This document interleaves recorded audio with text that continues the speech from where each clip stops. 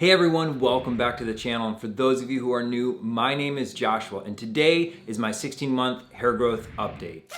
So I know once this video actually uploads to YouTube, it'll be like a week past the actual date of 16 months, which is roughly the 15th of every single month.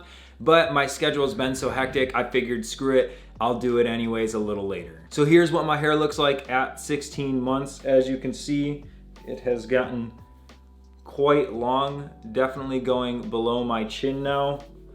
And then the sides as well are pretty long. I do have this kind of fade down or whatever you want to call it in the back, and that's because I never actually got rid of the mullet throughout the year to 16 months now of growing out my hair. So just for those of you who maybe do not know, here's a quick recap.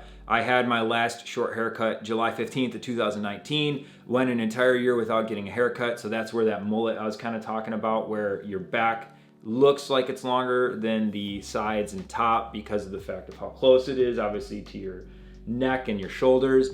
So I kind of have that like fade down or whatever you want to call it going on. And then at the 1 year mark, I got my first real trim. It wasn't really anything major. My stylist likes to call it a dusting, but basically I got a trim to clean up all the ends of a year of growth and then help even out some of the layers she said I kind of already had from my fade, because they were not even throughout my hair. So she kind of helped even and balance out my hair and then cleaned up the ends. And then I also had it dyed to a blonde, like an ombre blonde. So I got another trim about, I'd say like 2 or 3 months later to make sure that those ends were good and healthy, because when you dye your hair, especially lifting to such a light blonde, it can be very damaging to the hair. And so you actually need to routinely maintain your hair more often. I don't know why I just said it like that, but you have to make sure your ends and your hair are a little healthier than if you had just left it natural. So another thing I wanted to do at this 16-month update was answer some common questions that I get about hair and hair growth and the hair growth journey. So first question / comment. So Thomas here has been growing his hair out for about a year, and he finishes his comment asking, what is the best way to keep your hair up? So I've talked about this a lot in previous videos about what I did to help keep my hair up throughout the hair growth journey, because obviously your hair is not long enough to tie up for most of that journey. I've finally gotten to the point where I can pretty much easily tie my hair up now all in one bun and not having to do multiple or anything weird like a half up, half down. So for Thomas or anyone else who has a question like that, you could start by doing the all up.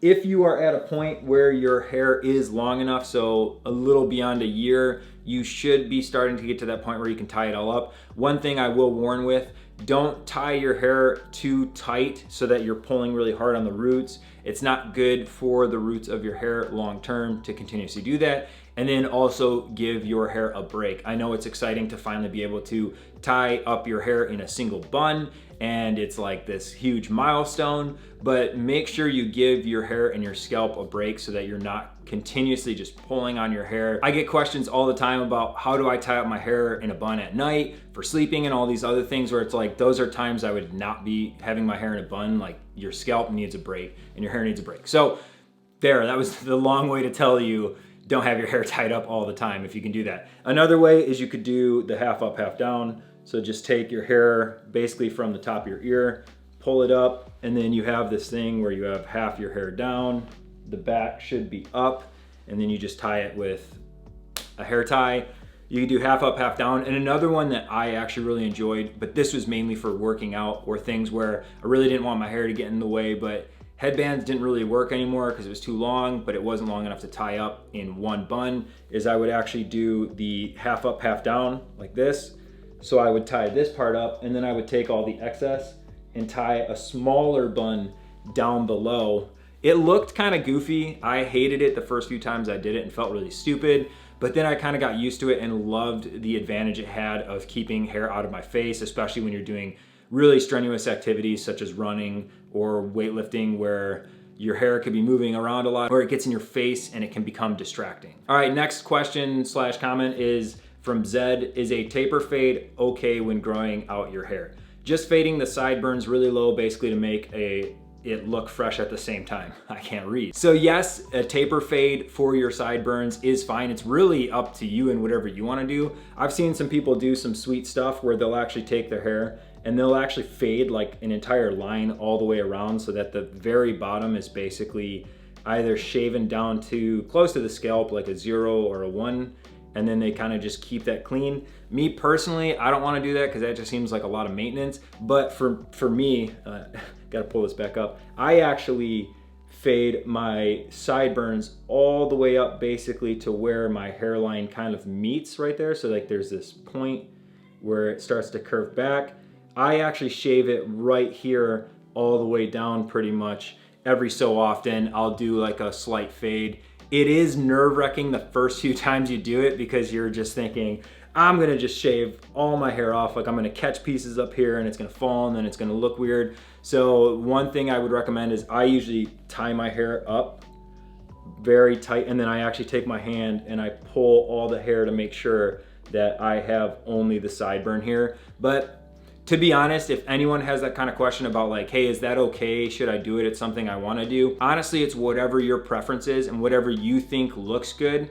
And like I said, if you're really worried about it, just make sure you're extra cautious and maybe start low. So like one thing I did the first few times I did it was I'd start here and kind of shave up, and I wouldn't do like just the blade. I would do like a 3 guard or like a 5 guard so that I would shave some of the hair and then slowly work the fade, which is kind of a way you should work a fade anyways, is larger guards to smaller guards till you're up basically to where you want to get to. All right, and the last question / comment is, how often would you recommend washing your hair with shampoo? I've read through a few comments where you said possibly every 3 days, but what should I be doing on the days in between?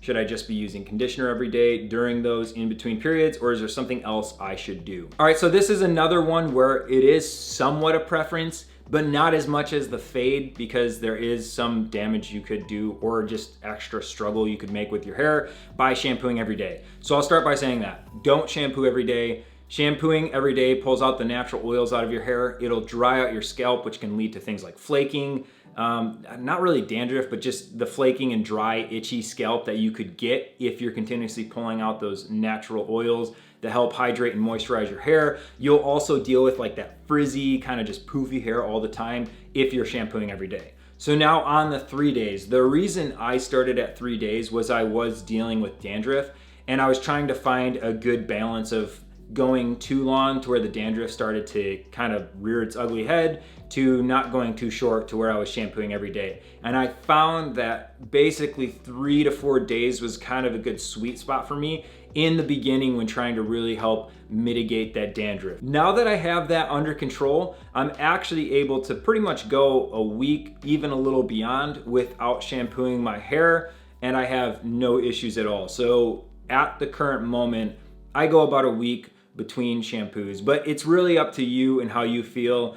If you're okay with your hair feeling that way. Some people feel like it's really greasy and gross, like I definitely did in the beginning. It kind of felt weird to kind of push it that far. Now I don't even notice. And then there's things you got to think about, like what should you be doing in between. So me personally, now that I tie it all the way up and then just make sure it doesn't get wet. So I don't get it wet every single day. It kind of depends on how heavy was my workout. Like, do I feel super sweaty and do I feel like I just need to get my hair wet? Then using like my face cleansers, sometimes that'll get up into my hair, like when I'm washing my face up here on my forehead. And so then what I'll have to do is kind of rinse that out as well. So it really depends, but I pretty much will get my hair wet, I'd say like every other day at least. I try not to every day just because it takes forever to dry and that's not always fun. And then for conditioner every day, I don't really do that. I may condition midweek if I feel like I need to. I'll use conditioner in the shower. But then when I'm out of the shower, I'll use things such as hair oil or a leave-in conditioner in my hair. And I will do that pretty much every day after I've gotten out of the shower. So once I'm out of the shower, whether I got my hair wet or not, I'll throw some leave-in conditioner and hair oil on the ends, and that's pretty much it. So like I said, it's really up to you on what you feel comfortable with. Just don't shampoo every day. And then if you find something that works really well for your hair, like a leave-in conditioner, use that every day in between shampoos. All right, so that is it for my 16-month update. I hope you guys enjoyed this video. If you did, do not forget to hit that like button, subscribe, and hit the notification bell so you can get updates on when I'm uploading my next video. Thanks for watching.